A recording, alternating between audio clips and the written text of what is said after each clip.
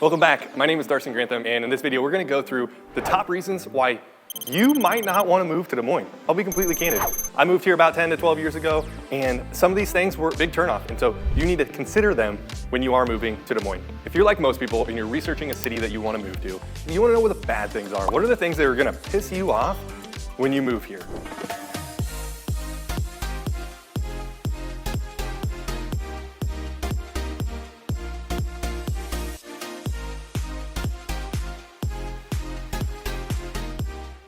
The reason I put this channel together is because there's too many people moving to Des Moines without all the facts.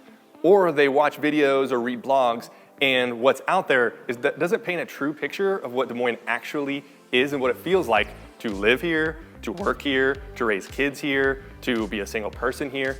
All of that comes into play when you're moving here. If you are considering a move to Des Moines and you want that extra ears, eyes, feet, boots on the ground, please reach out to me. I have my text information below, my email is below. I will help you make sure that, one, you're moving to Des Moines and you actually want to move to Des Moines, and two, you find the neighborhood or the area in the Des Moines metro that actually fits the lifestyle that you want. That's all I care about. My most excited email that I get is when someone moves here, whether they use me as their realtor or not, and says, hey, your videos helped me better understand the Des Moines real estate neighborhood market so that I chose a neighborhood that I'm actually happy to be in.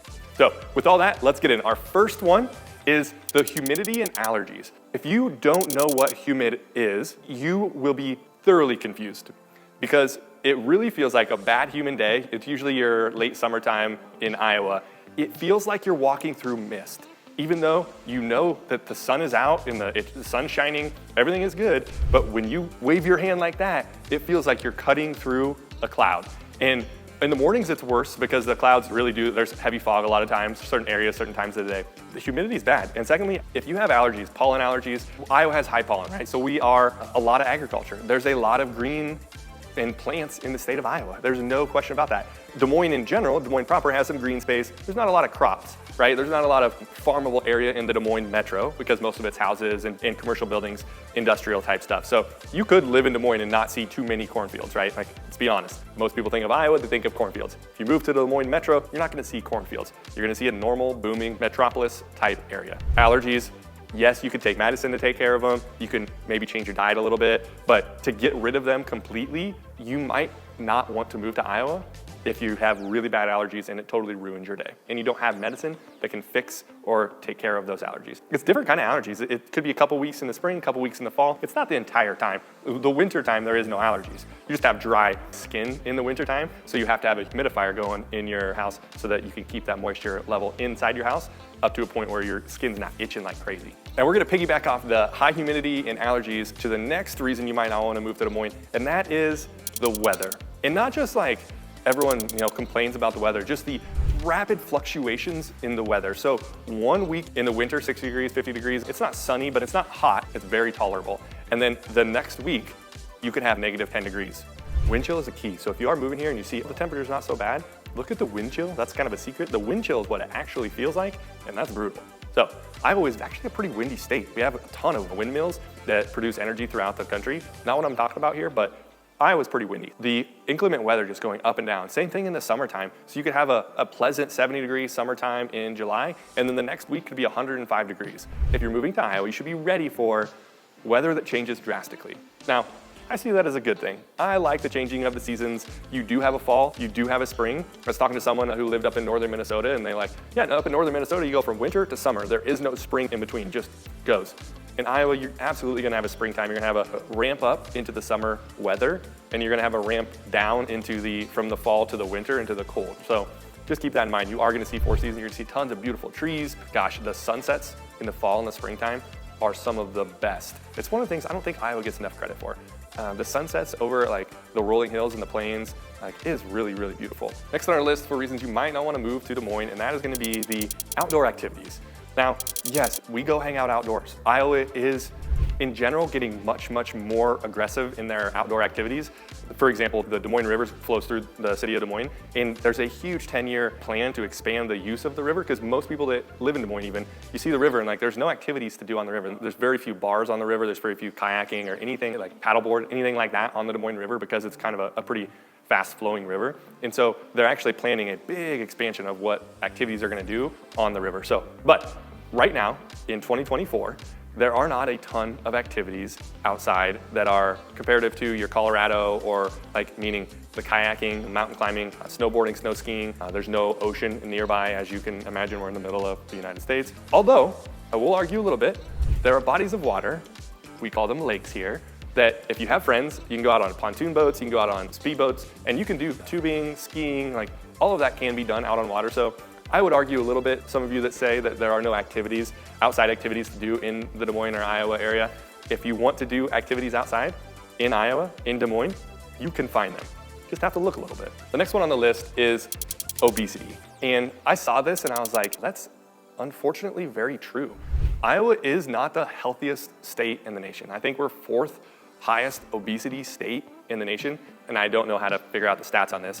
Des Moines Metro, comparative to the entire state of Iowa, you're gonna have probably more fit people in the Des Moines Metro. There's more gyms, there's more activities, you have communities, clubs, is more of a activity fit type lifestyle than you're gonna get throughout most of the other rural parts of the state. I grew up in small rural Iowa. There was very few running clubs or adults that participated in running clubs. So the obesity in rural Iowa versus Des Moines, I would argue that the reason Iowa has a pretty high obesity rate is from rural Iowa, not from the Des Moines metro area. The second thing on the obesity though, is they talk about is alcohol consumption. I think Iowa is also one of the top consuming states per capita of alcohol consumption. And when I was in high school, we laughed about that. We laughed about how Iowa was just a bunch of alcoholics. And that was funny then, and now I'm 35 years old, and I've changed my lifestyle considerably. And although there are a lot of bars, wine bars, things that involve alcohol, I would argue that we've come a long ways into not being the alcoholic state, at least in the Des Moines metro. Still in rural Iowa, I see it quite often. Like there is much more alcohol consumption per capita in rural Iowa than there is in the metro. If alcohol is something that you want to like just completely forbid and stay away from, I think that you can move to probably easier in the Des Moines metro, and you can create a lifestyle activities that don't involve much, if any, alcohol at all. Now, if you live in rural Iowa, you can do it. It's just gonna be harder. You have to work harder to do that. So if that's something you wanna do, it can be done in Iowa.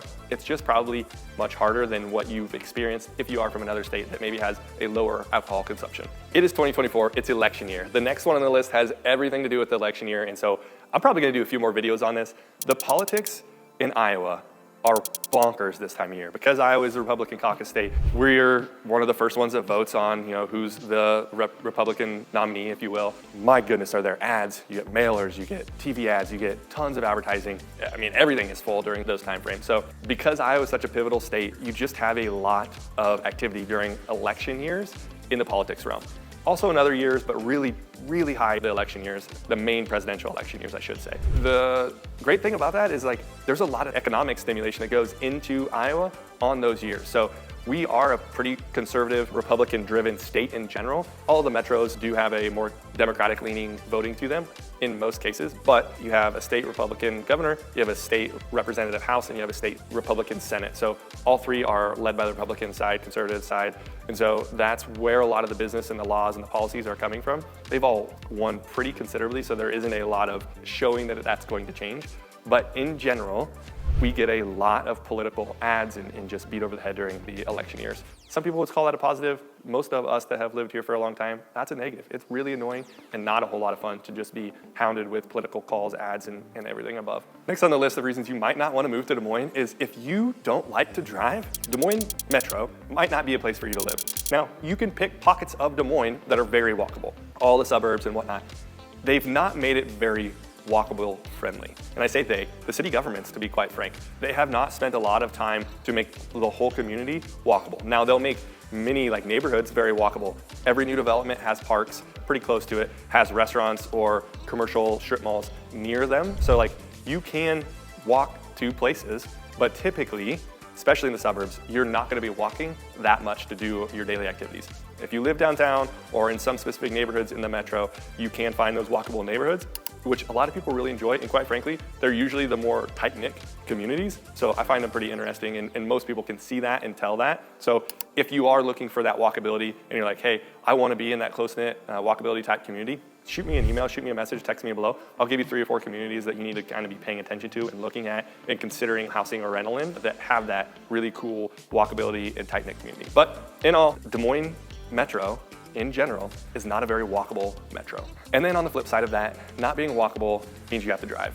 And the commute in Des Moines is pretty short, if you will. There's only a few times during the day that commute is like pull your hair out annoying, and it's not even anywhere close to some of those big metro areas that you're used to. The reason is because anywhere you want to go at a maximum 20 to 30 minute drive. So if you're in the metro, to get to another place in the metro, even during rush hour, you're probably not going to spend more than 30 minutes. Likely it's going to be closer to 10, 15, or 20 minutes. And in that same vein, the last thing that I'm going to talk about is construction. And not construction of buildings or homes or commercial properties, road construction. It's one of the main reasons why people really get annoyed when they move to Des Moines, Iowa. And then again, the Des Moines metro. And the reason is the inclement weather, gets really hot, gets really cold. It causes cement and roads to expand and contract, right? When you do that, they break up. And so then you have to fill potholes, you have to have road construction, or the growth of the city, different sides of the city have grown differently. You have to put new roadways in and new bypasses and interstate accesses, which is annoying for people to live here. But in order to keep our commutes down at a reasonable time frame, I think these road construction problems are actually big benefits. They suck now in order to suck less in the future when we have expansion and growth in the more suburb areas. Now, downtown Des Moines, you have one-way streets going certain directions. So if you are driving downtown, you want to pay attention to that, and then you'll have road construction that'll block off certain areas of those streets. I'm sure it's like that in most cities. So just know, if you're moving here and you're driving downtown, you need to pay attention to what's kind of going on in the city, and your road construction is going to play a pivotal role in how you get around the city. And if you found these things useful and you're like, hey Darson, I heard your reasons not to move to Des Moines and I still want to move there, please, I'm a licensed real estate agent here in Des Moines. I work for Keller Williams. I enjoy helping people move to Des Moines, trying to figure out the neighborhood that they move to. I don't really care if you move to Ankeny or Norwalk or wherever. I honestly, it doesn't matter to me. I just want to make sure that you call me in 6 months or 12 months and say, hey Darson, the neighborhood that you helped us figure out that we were best fit for, we moved, we bought a place, and it is absolutely perfect. That's music to my ears. So if that's you, please reach out below. My email's below, my text number is below. Please reach out. I'm happy to help. No obligation to reach out. And if you like this video, Google is super smart, right? And they own YouTube, and they have chosen that this video right here is the next one that should be something that you watch or listen to that's from my channel. So if you are looking for your next video, please click on this one.